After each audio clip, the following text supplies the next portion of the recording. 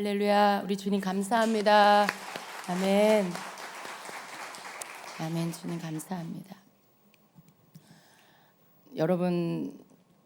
주님이 여러분을 이렇게 어떻게 만나 주시는지, 어떻게 인도하시는지 그런 부분에 대해서 여러분이 주님이 저를 인도하실 때 이렇게 하세요. 주님이 저에게 응답하실 때는 이렇게 하세요라고 이렇게 얘기해 줄 거리가 여러분 있으십니까?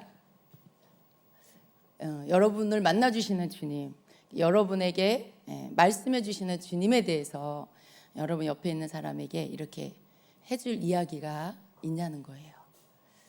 여러분 있으셔야 됩니다. 여러분 있으셔야 돼요. 주님이 여러분 인생 가운데 분명히 여러분에게 응답해 주신 때가 있었을 거고요, 또 말씀해 주신 때가 있었을 거예요.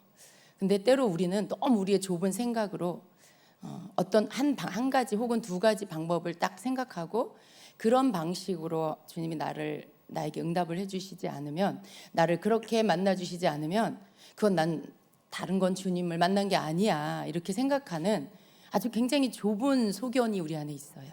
그러니까 딱 제한해 놓고 내가 생각하는 방법대로 주님이 해주시지 않으면 그게 주님 나 만나 주신 거 맞나 이렇게 믿지 못한다거나 그것이 주님의 응답이라고 생각하지 않는 거죠. 그런데 주님은 우리가 두 가지를 믿어야 돼요. 내가 주님께 그 이름을 부르며 무언가를 간구할 때 반드시 응답하신다는 걸 믿어야 돼요. 내 어떠함을 보지 마시고 하나님을 믿으세요. 내가 하나님을 의지해서 하나님을 찾고 하나님께 구하면 하나님은 어떠한 방법으로든지 내게 응답하신다는 걸 믿으세요. 두 번째는 하나님 응답하시는 방법은 내가 생각하는 방법으로만 응답하시지 않는다. 하나님은 음성으로 들려주신다 그랬어. 하나님은 환상을 열어서 보여주신다 그랬어. 이렇게 내가 여러 가지 하나님이 나를 만나 주시는 것들에 대해 하나님 꼭 이렇게 만나 주셔야 돼요 하고 생각하는 게 있잖아요. 그런 거 여러분 다 내려놓으세요. 하나님은 하나님의 방법으로 응답해 주신다고 하십니다. 너희들이 생각하는 방법 안에서가 아니라 내가 원하는 방법대로 너에게 응답하신다라고 하시는 거예요. 그러니까 하나님의 그 응답은 순간 스치는 지혜로 여러분에게 올 수도 있고요, 또 여러분이 읽는 말씀을 통해 어떤 한 구절이 여러분 마음에 확 와닿았을 때 그것이 하나님의 응답이기도 해요. 때로 설교를 듣는 중에 어떤 목사님의 말씀 중에 어떤 한 마디가 그 말씀이 내 마음을 확 찌른다, 덮는다. 그게 여러분에게 주시는 응답인 거죠.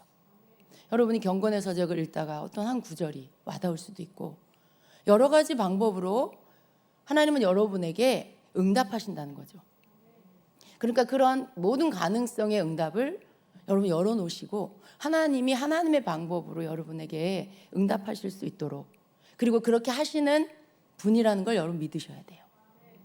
그 두 가지를 믿을 때 여러분의 간구하는 거, 하나님께 기도하고 기다리는 것은 어떤 방법으로든지 여러분에게 온다라는 것입니다. 이미도 여러분에게 응답이 왔는데 하나님 아직 나에게 응답 안 해주셨어. 왜? 내가 생각한 방법으로 오지 않았으니까.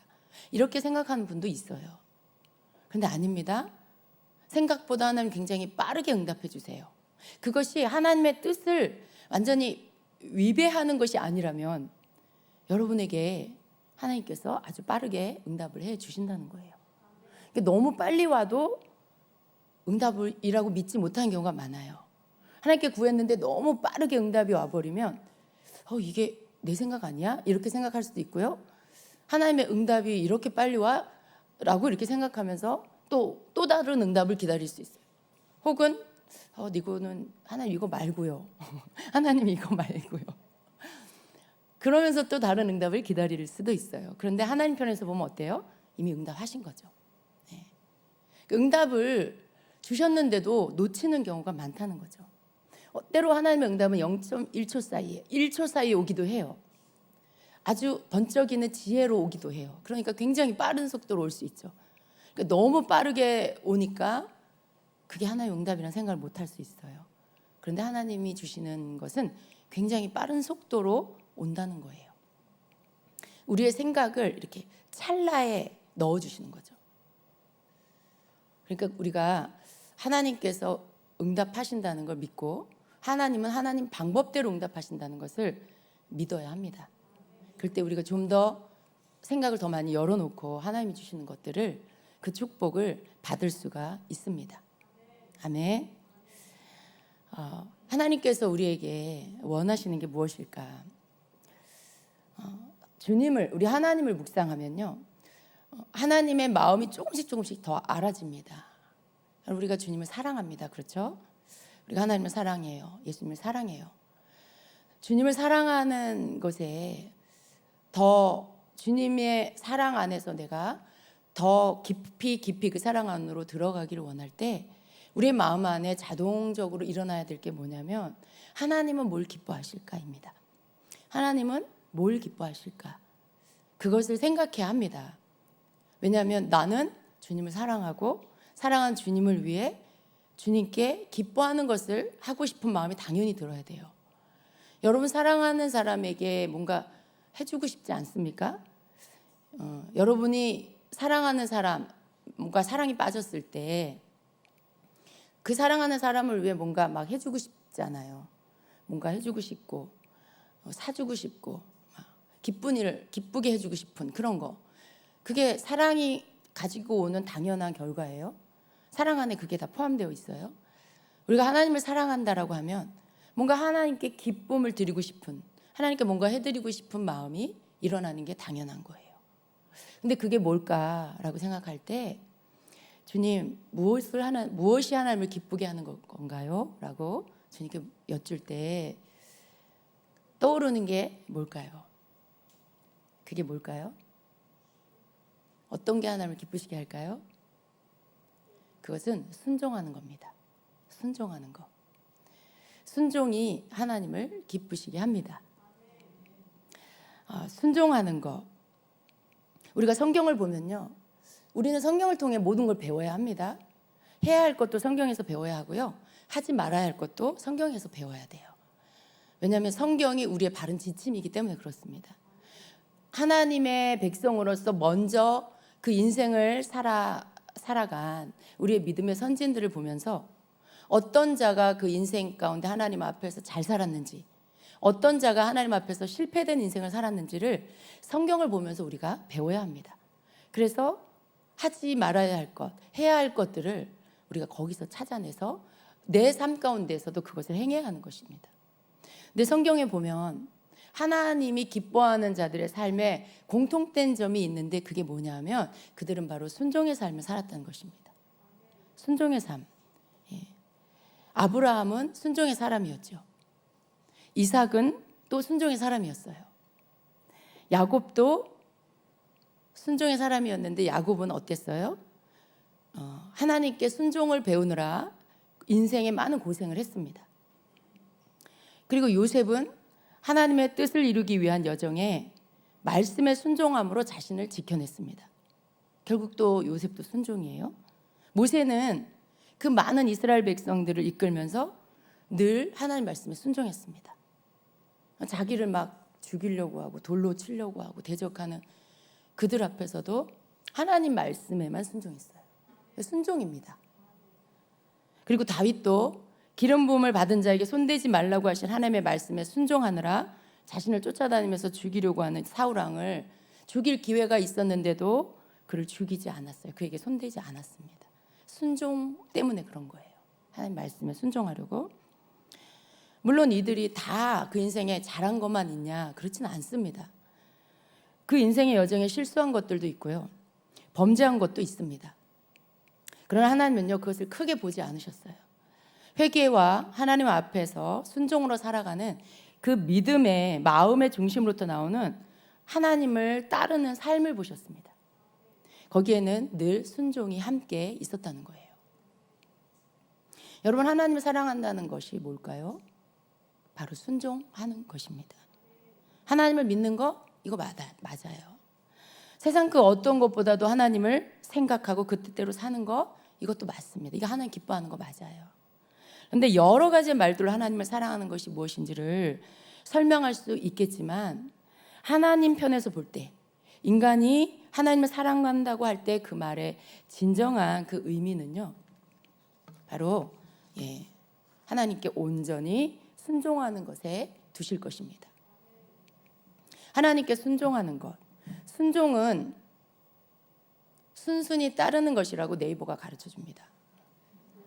사람은 어떻게 어떤 한 분의 뜻에 이렇게 순순히 따르는 거, 사람이 어떻게 어떤 한 분의 뜻을 온전히 따르는 그 순종을 할 수 있을까요? 우리는 어쩌면 성경이 말씀하는 이 순종에 대해서 너무 가볍게 생각하는지도 몰라요. 보통 성도의 수준의 순종은 이런 거예요. 이건 내가 순종할 수 있겠어. 하나님, 이건 할 수 있는데 저건 좀 어렵겠어요. 하는 이 정도의 순종 경우가 대부분이에요. 그러니까 순종을 내가 선택해서 내가 할 수 있는 것 안에서 순종하는 이것을 순종이라고 생각하는 거죠. 그러나 성경에 나온 인물들의 그 순종을 보면은요, 오늘날 성도들이 생각하는 순종과는 다른 점이 많이 있습니다. 그들의 삶을 보면 정말 나라면 순종할 수 있었을까? 이런 생각이 드는 그런 일들에 순종하는 모습을 보게 돼요. 어떻게 100세에 낳은 아들을 하나님 앞에 바칠 수 있었을까요? 어떻게 계속해서 자신을 괴롭히고 빼앗아가는 사람들을 한 번도 다투지 않고 끝까지 용납할 수 있었을까요? 어떻게 자기를 팔아버린 가족을 용서하고 섬길 수 있었을까요? 참 어려운 일들에 순종으로 하나님께 자신을 드리는 모습을 보면 무엇이 그런 극단적인 순종까지도 할 수 있게 하는 걸까? 이런 생각을 하게 됩니다. 성령께서 깨닫게 하시는 것은요, 그들의 내면에는 하나님을 깊이 사랑하는 사랑을 토대로 그 위에 믿음이 수반되어 있었다는 것을 알게 하십니다. 하나님을 사랑하기 때문에 하나님의 말씀을 따르는 것입니다.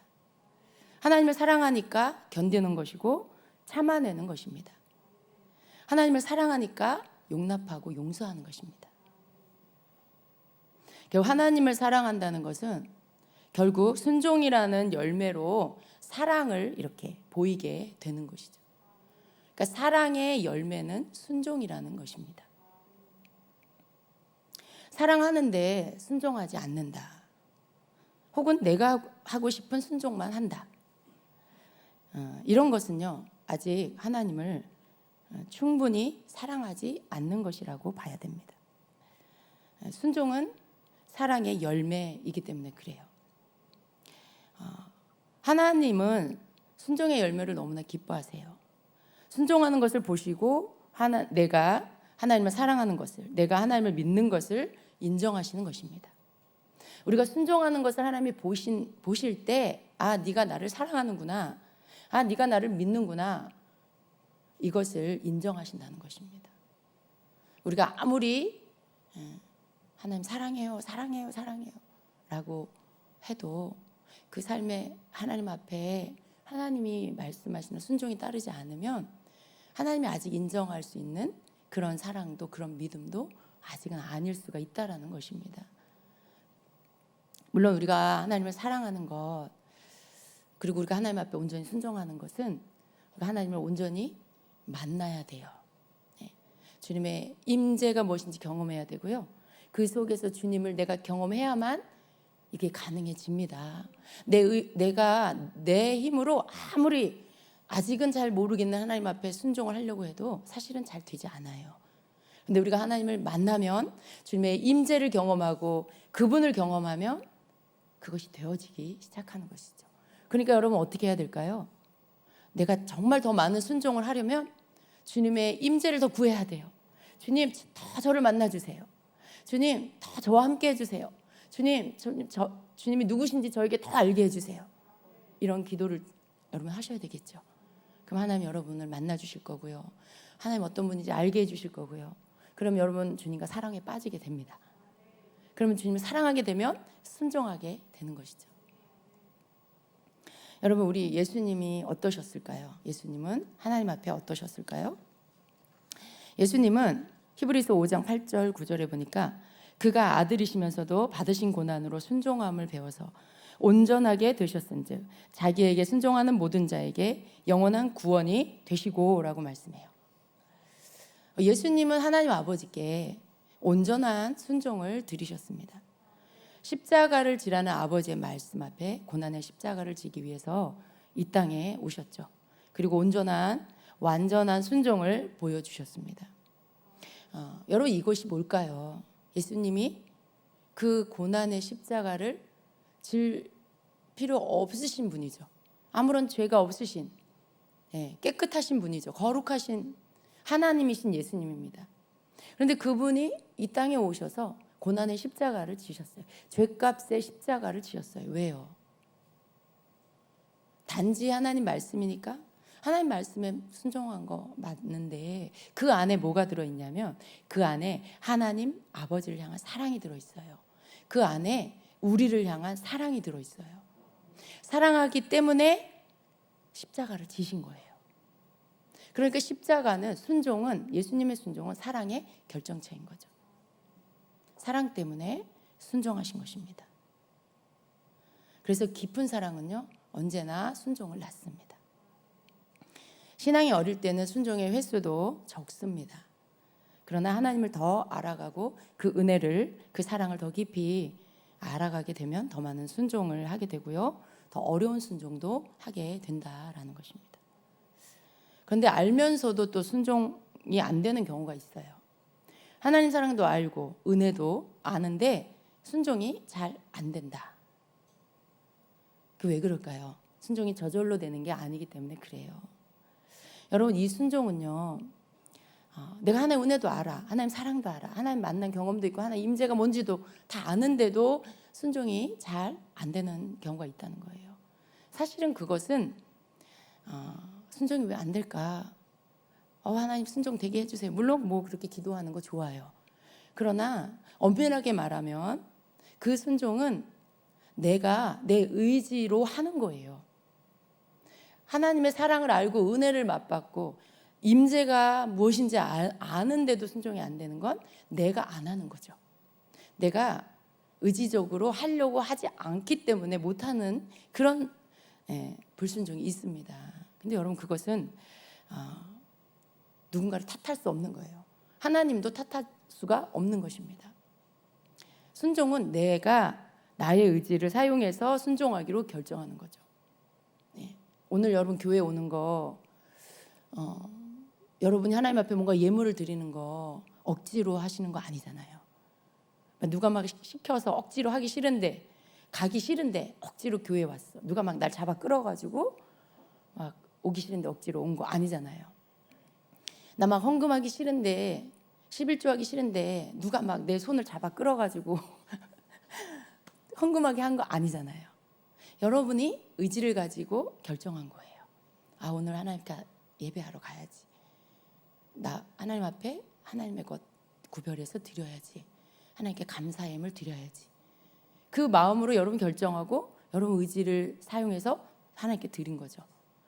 근데 순종은 이런 거예요. 내가 내 의지를 가지고 결정하고 그리고 순종하기로 결정해서 순종을 하는 거죠. 나의 의지와 상관없이 누군가가 나를 조종해서 순종이 되어지는 게 아니라는 것입니다. 하나님께서 순종을 기뻐하시는 이유가 여기 있어요. 내가 순종하기로 의지를 가지고 결정을 해서 하는 것이기 때문에 하나님이 기뻐하신다는 거예요. 하나님은요, 억지로 하는 것을 받지 않으세요. 내 마음에도 없는 것을 하는 것을 하나님은 받지 않으세요. 하나님이 받으시는 거, 기쁘게 받으시는 게 뭐냐면 내가 즐거이 하는 거, 내가 마음의 기쁨과 즐거움으로 내가 원해서 하는 거, 내가 원해서 하는 거, 자발적으로 내가 결정해서 선택해서 하는 거, 그걸 기뻐하십니다. 그래서 내 의지가 들어가서 하나님을 선택하는 거, 내 의지가 들어가서 순종하는 것을 기뻐하세요. 그래서 순종을 하나님이 기뻐하시는 것입니다. 내가 선택한 것이기 때문에, 내 의지를 사용해서 내 마음과 몸을 들여서 결정해서 하는 것이기 때문에 그렇습니다. 여러분, 우리는 예수님의 신부로 부름을 받았죠. 예수님의 신부, 우린 교회예요. 교회는 예수님의 신부입니다. 예수님이 우리를 위해서 생명을 다 내어주신 것이죠. 신부는 신랑을 사랑하는 자입니다. 또 신랑도 신부를 사랑하는 자이죠. 신랑과 신부라는 이 호칭, 여러분 결혼한 지 1년 뭐 지났는데 신랑, 신부 이런 호칭 쓰나요? 사실은 이 호칭은요 결혼식장에서 쓰는 거예요. 결혼식장에서 신랑 누구누구, 신부 누구누구 뭐 이렇게 하면서 신랑 신부가 누구야, 뭐 신랑 신부 어디 있어, 신랑 오늘 너무나 멋지네요. 그런 말을 결혼식장에서 써요. 근데 사실 결혼식 끝나고 이제 가정으로 들어가게 되면 아내, 남편 이런 호칭을 쓰죠. 신랑, 신부 이 호칭은 잘 쓰지 않습니다. 결혼 때 쓰는 그 호칭이죠. 신랑과 신부. 신부는 신랑의 사람이고 신랑은 신부의 사람이에요. 우리는 예수님의 것이고 예수님은 우리의 예수님, 나의 신랑이에요. 그리고 그 두 사람의 관계에 서로의 것이 되게 하는 게 뭐예요? 사랑이에요. 사랑하는 거죠. 신부는 신랑을 사랑하고 신랑은 신부를 사랑하는 거. 이 사랑의 관계입니다. 교회와 예수님과 교회인 우리는 사랑의 관계고요. 또 결혼할 관계예요. 결혼할 관계, 사랑의 관계라는 것입니다. 예수님은 십자가에서 우리 생명을 내주셨고요. 예수님은 우리는 뭐예요? 그 십자가의 예수님 때문에 죽은 자에서 산 자로 이렇게 옮김을 받았어요. 여러분 여러분을 예를 들어 여러분 길 가는데 차에 칠 뻔했어. 어떤 사람이 여러분을 확 인도로 이렇게 확 잡아당겨 주어가지고 차에 쳐서 죽을 뻔했는데 살았어. 여러분 그 사람 여러분 생명의 은인이죠. 그 사람 여러분 잊을 수 있겠습니까? 정말 잊지 못하죠. 정말 너무 고마운 사람이죠. 근데 여러분 예수님은 어떤 분이에요? 우리를 영원한 불지옥에 갈 수밖에 없는 우리를 끌어내셔서 예수님 생명 대신 죽어주시고 우리를 지옥에서 끌어내셔서 하나님의 영원한 천국의 생명의 나라로 가게 하셨어요. 생명의 은인 정도가 아니에요. 영원한 생명의 은인이에요. 영원한 생명의 은인. 왜 그렇게 하셨을까요? 우리를 사랑하셔서 그랬습니다. 그 사랑을 여러분 아셔야 돼요. 여러분 안에 그 사랑이 확 들어와야 돼요. 그러면 여러분 안에 예수님을 향한 사랑이 불같이 일어납니다. 어떤 것도 예수님을 위해서 드리는 것이 아깝지 않아요. 주님 말씀 앞에 예하게 되는 것이죠. 왜냐하면 그분은 내 생명의 은인이에요. 내 생명을 대신하는 분이기 때문에. 근데 이것을 깨달은 자는 예수님을 사랑하게 되는 것입니다. 예수님을 보내주신 하나님 아버지를 사랑하게 되고요. 그런 것입니다. 생명값을 치르고 우리를 사랑하셨기 때문에 우리가 그 사랑 안에서 예수님을 사랑하게 되는 거. 이것이 여러분 신랑과 신부의 사랑의 관계 안에 있는 그 사랑의 결정체예요. 그냥 어느 날 어디 갔다가 뭐라 그러죠? 눈 맞았어. 그 정도 그냥 인간이 사랑하는 남녀의 그런 사랑 그 정도가 아니에요. 목숨을 내어주고 생명을 내어주고 대신 죽어주신 그 사랑. 이건 어떻게 뭐라고 이렇게 값을 따질 수 없는 그런 사랑인 거죠. 그러니까 우리 안에서 그 사랑이 깨달아지면요, 그분을 위해서 모든 것을 할 수 있는 사랑이 우리 안에서 일어나게 되는 것입니다. 예수님의 생명값을 치르고 나를 살리신 것입니다. 여러분 우리 다시 순종으로 돌아갑시다. 자, 순종은 사랑에서 나온다고 했죠. 나를 위해서 죽어주신 예수님을 사랑하는 것에서 거기서부터 순종은 나옵니다. 그러니까 여러분 중에 아직 예수님의 사랑이 뭔지 아직 나는 깨닫지 못하고 있다. 그러면 어떻게 해야 될까요? 그 주님의 사랑 깨닫게 해주세요. 거기서부터 시작해야 돼요. 예수님의 사랑을 깨닫게 해주세요. 십자가의 그 사랑이 뭔지 알게 해주세요. 여기서부터 기도하셔야 됩니다. 그 순종의 시작이 이 사랑을 깨달은 그 시간, 거기 그 시점에서부터 순종이 되는데 거기서부터 그 순종 어떻게 나올까요? 주님이 여러분에게 뭔가 말씀하셨어. 뭐라고 대답할까요? 예 주님, 예 주님이에요. 제가 할게요. 주님 제가 하겠습니다. 주님 제가 가겠습니다. 이 대답이 거기에서부터 나오는 것입니다. 여러분 순종은 참 아름다운 거예요. 순종의 뒷면은 사랑이기 때문에 그렇습니다. 사랑하기 때문에 순종하는 것. 그래서 순종은 하나님께 향기롭고 아름다운 제사가 되는 것입니다. 순종은 우리의 의지로 결정하는 것이지만 사실 성경은 믿는 자가 순종하는 것은 아주 당연한 것이라고 말씀하고 있어요. 오늘 제가 본문 말씀을 읽지 않았는데요. 로마서 6장 16절부터 19절의 말씀입니다. 16절에 보면 이런 말씀이 있어요. 너희 자신을 종으로 내주어 누구에게 순종하든지 그 순종함을 받는 자의 종이 되는 줄을 너희가 알지 못하느냐. 혹은 죄의 종으로 사망에 이르고 혹은 순종의 종으로 의에 이르느니라. 이렇게 말씀합니다. 하나님께서 순종하는 것을 기뻐하시는 두 번째 이유가 뭘까요? 우리가 하나님께 순종한다는 것, 이건 무슨 뜻이냐면 우리가 죄에게 순종하지 않는다는 뜻입니다. 오늘 이 16절 말씀 보세요. 너희 자신을 종으로 내주어 누구에게 순종하든지 그 순종함을 받는 자의 종이 되는 줄을 너희가 알지 못하느냐 그랬어요. 그러니까 내가 누구에게 순종하든지 내가 그의 종이 되는 거예요.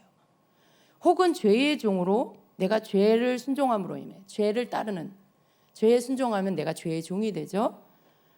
그렇게 할 때 내가 사망에 이르고요.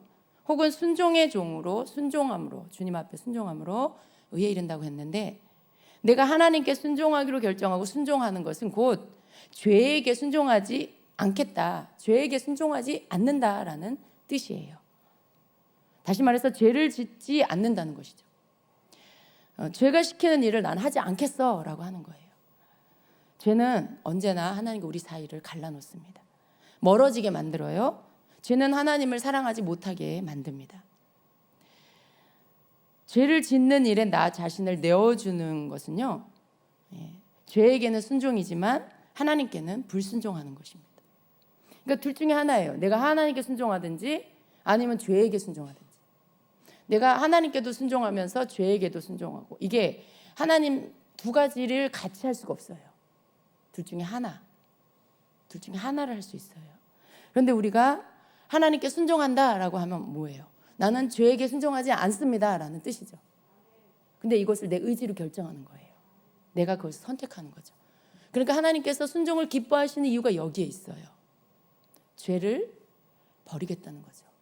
죄에는 순종하지 않겠다는 거죠. 하나님께만 순종하겠다는 거예요. 그래서 하나님께서 순종을 기뻐하시는 것입니다. 사람에게도 여러분 이 순종이 행동으로 옮겨지는 거죠. 순종은 말로만 하는 게 아니에요. 하나님 앞에 하나님 제가 하나님 사랑합니다. 하나님 제가 순종하겠습니다. 그런데 아무것도 안 해. 왜 여러분 우리 예수님이 그러셨죠. 오늘 포도원에 가서 가서 일해라. 첫째 아들한테 말했어요. 예 아버지 제가 갈게요 하고 안 갔어요. 근데 둘째 아들은 싫어요 그랬어요. 근데 조금 있다 갔어요. 누가 아버지를 기쁘게 한 자냐는 거죠. 누가 아버지를 기쁘게 한 자일까요? 둘째 아들이죠. 그게 무슨 말이에요? 행동으로 옮기는 것을 하나님 기뻐하신다는 거예요. 행함으로 하는 것을 하나님 기뻐하신다. 말은 했는데 행동은 안 해. 이건 하나님 기쁘게 할 수가 없다는 거죠. 그런데 말은 잘 못했을 수도 있어. 그런데 행했어. 순종했어. 그건 하나님께서 기뻐하신다는 거예요. 이 순종이 사랑의 열매인 거예요. 행동은 사랑의 열매예요. 그래서 말로만 하는 것은 하나님 그렇게 기뻐하시지 않아요. 기다리시죠. 그래 네가 사랑한다고 했니? 그래 내가 널 좀 지켜볼게. 이렇게 하시죠. 아무리 기다려도 순종이 없어. 그러면 그건 꽝이에요. 언제나 순종으로 열매를 보여드려야 합니다. 여러분 사람한테도요. 말로만 사랑하는 사람, 말로만 감사하는 사람, 말로만 효도하는 자녀 그렇게 크게 감동 주지 않아요. 근데 하나님께도 마찬가지라는 것입니다. 우리가 하나님께 드리는 사랑의 표현 중에 가장 최고는 순종이라는 것입니다. 하나님께서 하라고 하신 것을 하는 것이 순종입니다. 또 하나님이 하지 말라고 하신 것은 하지 않는 것이 순종입니다. 그런데 죄는 하나님의 뜻을 따를 수가 없게 만들죠. 나 자신을 종으로 내주어서 누구에게 순종하든지 그 순종함을 받는 자의 종이 된다고 했는데 우리는 하나님께 순종함으로 하나님의 종이 되어야지 죄에게 순종해서 죄의 종 마귀의 종이 되어서는 안 된다라는 것입니다. 우리는 하나님을 따르는 하나님의 종이죠. 우리는 나를 위해서 생명을 내어주신 예수님의 사랑으로 다시 태어난 자들이에요. 다시 태어난 자들, 새 피조물. 예. 세상 그 무엇보다도 예수님을 사랑하고 하나님 사랑하는 자가 된 것입니다. 예수님 우리를 그렇게 만들어 주셨어요. 왜냐하면 우리가 하나님의 것이 되어버렸잖아요. 19절 오늘 본문의 19절에 말씀 하반절에 보면 이런 말씀이 있습니다. 이제는 너희 지체를 의에게 종으로 내주어 거룩함에 이르라 이렇게 말씀해요. 지체를 내주어라는 거예요. 지체를 순종함에 내주어라는 거죠. 지체라는 우리 몸입니다, 여러분. 몸으로 순종함에 내주어라라는 말씀은 행위로 내주어라 이라는 말씀인 거죠. 그래서 거룩함에 이르라고 말씀해요. 그런데 17절에 보면은요, 거기에는 또 마음으로 순종하라고 말씀해요. 17절에 보면 하나님께 감사하리로다 너희가 본래 죄의 종이더니 너희에게 전하여 준 바 교훈의 본을 마음으로 순종하여. 그러니까 17절에는 마음으로 순종하는 것을 말씀하고 있고 19절에는 지체로 순종하는 것을 말씀해요. 그러니까 이 두 가지 모두가 함께 가는 것이 순종이라는 것이죠. 마음은 없는데 행동을 할 수 없고요. 마음만 있는 행동 없는 순종도 순종이 온전한 순종이 아니라는 것이죠. 결국 마음으로 순종하고 몸으로 순종하라는 말씀이에요. 여러분, 사무엘이 왜 순종이 제사보다 낫다고 했을까요? 이 제사는 예배라고 말씀드렸죠. 예배는 너무나 귀한 것이지만 예배는 드리는데 삶의 순종이 없다면 그 예배의 진실성이 증명되지 않는 것입니다. 그 예배를 드릴 때 하나님께 쏟아드리는 그 마음, 주님을 사랑하고 주님을 경외하고 주님 앞에 뭔가 나를 올려드리는 그 주님을 사랑한다라고 하는 모든 것들의 진실성이 증명이 안 돼요. 순종이 없으면. 그래서 순종이 제사보다 낫다라고 하는 이 말씀이 그만큼 순종이 중요하다라는 말씀이죠. 제사가 예배가 필요 없다 그 말씀이 아니에요. 내가 하나님을 사랑하면서 마음을 다해서 예배를 드렸다면 삶에서도 내 행함으로 순종을 드리기를 힘써야 합니다. 그럴 때 그 예배가 연락이 된다는 것입니다. 더 좋은 게 뭘까요? 중심을 드리는 예배를 드리고 그것을 또 삶으로 하나님 앞에 순종하는 이 두 가지 모두를 하는 것, 이것이 가장 좋은 것이죠. 여러분, 어떤 예배자가 되겠습니까? 우리가 하나님을 사랑하는 거, 이건 우리에게 더 크게 계속해서 부어질 거예요. 더 증가될 것입니다. 지금 우리 하나님께서 우리에게 하시는 일이 뭐냐면 우리 주임제교회 성도 여러분에게 우리 교회 위에 하나님께서 계속해서 더 증가시켜 주시는 게 뭐냐면 우리 주님을 향한 사랑입니다.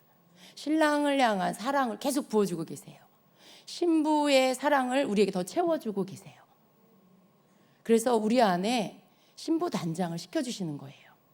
다시 오실 주님을, 그 신랑을 맞이할 수 있도록 그 신랑이 오실 길들을 우리가 예비할 수 있도록 우리를 계속해서 기름 부어주십니다. 여러분, 사랑이 더 증가될 거예요. 거기에 함께 따라가야 할 게 순종이라는 것입니다. 성숙한 그리스도인의 삶에 가장 차별화되어서 나타나는 게 뭘까요? 순종이라는 것입니다. 이전에 어린아이일 때는 순종이 안 됐어요. 이전에 철없을 땐 순종이 안 됐어요. 그런데 점점점 하나님의 사랑을 깨달아 알고 주님을 더 알아가니까 어때요? 순종해야겠다는 마음이 들어요. 순종하고 싶은 마음이 들어요. 그게 자연스러운 변화입니다. 우리가 하나님 앞에 더 순종해가는, 그래서 여러분 삶에 우리의 능력이 언제 나타날까요? 하나님이 우리를 통해 언제 일하실까요?